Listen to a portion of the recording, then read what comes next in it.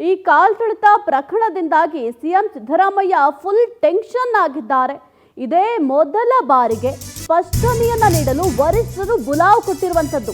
ಈ ಕಾಲ್ತುಳಿತ ಪ್ರಕರಣ ಈಗ ಆಲ್ರೆಡಿ ಸರ್ಕಾರಕ್ಕೆ ಫುಲ್ ಡ್ಯಾಮೇಜ್ ಆಗಿದೆ. ಒಂದು ಕಡೆ ಸಿಎಂ ಸಿದ್ದರಾಮಯ್ಯ ಕೂಡ ಫುಲ್ ಟೆನ್ಷನ್ ಆಗಿದ್ದಾರೆ. ಯಾಕಂದ್ರೆ ಇದೇ ಮೊದಲ ಬಾರಿಗೆ ಸ್ಪಷ್ಟನೆ ಕೊಡಿ ಅಂತ ವರಿಷ್ಠರು ಬುಲಾವ್ ಕೊಟ್ಟಿರುವಂತದ್ದು. ಮೂಢ ಆರೋಪ ಬಂದಾಗ ದೆಹಲಿಗೆ ಸಿದ್ದರಾಮಯ್ಯ ಅವರು ಹೋಗಿದ್ರು. ಸ್ವತಃ ತಾವೇ ಹೋಗಿ ಸ್ಪಷ್ಟನೆಯನ್ನ ಕೊಟ್ಟು ಬಂದಿದ್ರು ಸಿದ್ದರಾಮಯ್ಯ ಅವರು. ಆದ್ರೆ ವರಿಷ್ಠರು ಏನು ಕೂಡ ಪ್ರಶ್ನೆ ಮಾಡಿರಲಿಲ್ಲ. ಆದ್ರೆ ಈ ಬಾರಿಯೂ ಬುಲಾವ್ ನೀಡಿ ಸ್ಪಷ್ಟನೆಯನ್ನ ವರಿಷ್ಠರು ಕೇಳಿದ್ದಾರೆ. ಆಡಳಿತ ವೈಫಲ್ಯ ಅಂತ ಸಿಎಂ ಸಿದ್ದರಾಮಯ್ಯ ಈಗ ಒಪ್ಕೊಂಡಿದ್ದಾರೆ. ಸರ್ಕಾರವನ್ನ ಇಕ್ಕಟ್ಟಿಗೆ ಸಿಲುಕಿಸಿದ ಕೆಎಸ್ಐಎ ಮೂಢ ಆರೋಪ ಬಂದಾಗ ಕೂಡ ದೆಹಲಿಗೆ ಹೋಗಿ ಬಂದಿದ್ರು ಸಿದ್ದರಾಮಯ್ಯ ಅವರು. ಸ್ವತಃ ತಾವೇ ಹೋಗಿ ಆ ವಿಚಾರದ ಬಗ್ಗೆ ಸ್ಪಷ್ಟನೆಯನ್ನು ಕೂಡ ಸಿದ್ದರಾಮಯ್ಯ ಅವರು ಕೊಟ್ಟು ಬಂದಿದ್ರು. ಆದ್ರೆ ಈ ಬಾರಿಯೂ ಬುಲಾವನ್ನ ನೀಡಿ ವರಿಷ್ಠರು ಸ್ಪಷ್ಟನೆಯನ್ನ ಕೇಳಿದ್ದಾರೆ. ಆಡಳಿತ ವೈಫಲ್ಯ ಅಂತ ಸಿಎಂ ಸಿದ್ದರಾಮಯ್ಯ ಅವರು ಕೂಡ ಒಪ್ಕೊಂಡಿದ್ದಾರೆ.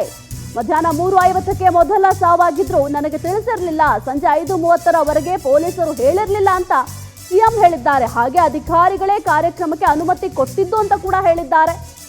ಹಾಗಾದ್ರೆ ಆಡಳಿತದ ಮೇಲೆ ಹಿಡಿತ ಕಳೆದುಕೊಂಡ್ರ ಸಿಎಂ ಎಂಬ ಪ್ರಶ್ನೆ ಕೂಡ ಮೂಡುತ್ತೆ. ಈ ಬಗ್ಗೆಯೂ ಹೈಕಮಾಂಡ್ ಸ್ಪಷ್ಟನೆ ಪಡೆಯೋ ಸಾಧ್ಯತೆ ಇದೆ.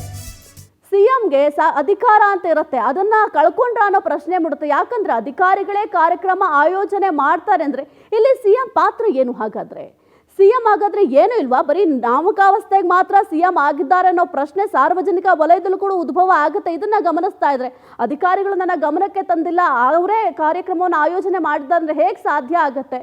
ಒಂದು ಹೈರಾರ್ಕಿ ಅನ್ನೋದು ಇರುತ್ತಲ್ವಾ, ಹೈರಾರ್ಕಿ ಪ್ರಕಾರನೇ ನಡ್ಕೊಳ್ಬೇಕಾಗತ್ತೆ. ಅಧಿಕಾರಿಗಳು ಸಿಎಂ ಗಮನಕ್ಕೆ ತಂದಿಲ್ಲ ಅಂದ್ರೆ ಅವರೇ ಡಿಸೈಡ್ ಮಾಡೋ ಅಧಿಕಾರ ಅವ್ರಿಗೆ ಯಾರು ಕೊಟ್ಟಿರ್ತಾರೆ?